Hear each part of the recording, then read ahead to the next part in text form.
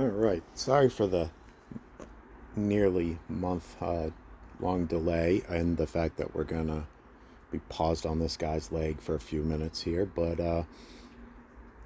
the delay was me trying to figure out how I was going to deal with the elephant in the room, and that was the loss of anonymity between my uh, video game character and real life events. Because I have enjoyed the anonymity to discuss uh, not in great detail, but in more detail than I would if I hadn't had anonymity. Um, Life events that I've led a particularly unpleasant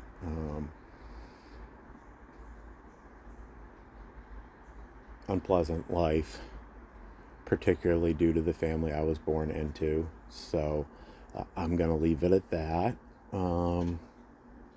If you know, you know. If you don't, you don't. But yeah, this video is the answer to that. And basically, I'm going to get into this, what was going into my head real quick going to this event. I didn't know what to expect because when I was mud racing, when I was younger, it was a passion of mine. I enjoyed it a lot, but there were a lot of bad people still around me. And I didn't know if I was going to be well received back into the mud racing community. And like you guys know from comments, since this video is being made for my team, I felt particularly welcome. So no need to cross any more things than that. Like I said, I particularly had a dark life, and one of those dark things is what ended my mud racing, which was that the VA had misdiagnosed an old Army injury as a spinal injury and told me that I needed to stop mud racing. They also told me I needed to get out of motorcycles, but that's another story for another time if I care to share. But anyway, they told me I needed to get out of mud racing because bouncing around in the mud with a racing helmet on was only going to make the spinal injury that I supposedly had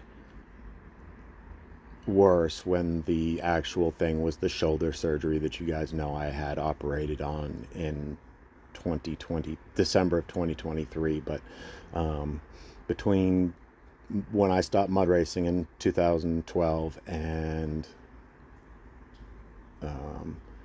having that shoulder fixed in 2023, I had a particularly unpleasant life,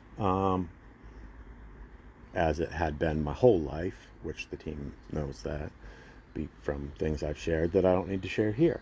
So anyway, I was well received, and from this point going forward, I was able to just enjoy myself,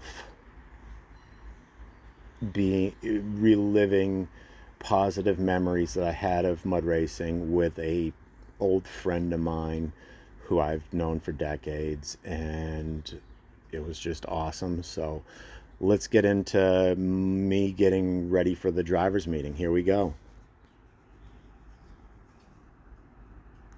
Awesome news. This is not going to be a one-time deal. They'll be back in September and going forward here at the Bradford Fairgrounds. It's already been announced, so that's amazing. Staff's having their meeting, getting ready for the driver's meeting. There's plenty of racers here. This is awesome.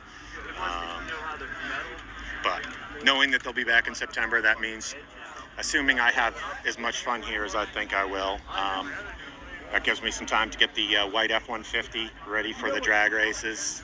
I just didn't have time to get it ready for this, and basically got the wife's approval for a one-time deal to run my daily driver, but for now, that's actually kind of better because it's sitting at about 500 horsepower right now and has a locker. The white one has neither of those, so we're gonna have a good time. But I got to get the white one up to snuff with the 5.4 in it.